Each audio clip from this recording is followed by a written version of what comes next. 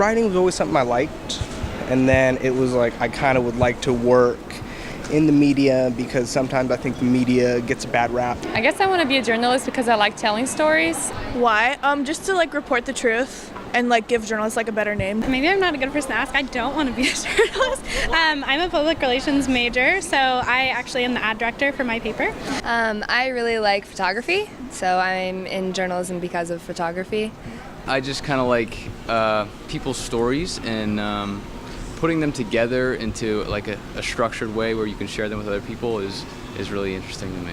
Well, I am actually not a journalist. I am a designer, but I do work for my school newspaper. I am Palestinian, so I like for Palestinian people's stories to be heard, especially being here and not a lot of people know about it. So I'm interested in human rights and where that's taking turns and all of that. I love to write. And I also have a little bit of ADHD, maybe. And so I like to write a variety of things, and I feel like news caters to that. I got into journalism as a humbug, so I could kind of like finish up some photography stuff. I ended up as the photo editor for the MHTC Times. I want to be a journalist because I want to have a voice. I want people to know what I think, and I want to know what other people think. I've always loved writing. I'm a 6-year-old writing in a diary every single day, and I really just thought being a journalist would have the best and biggest impact on the world.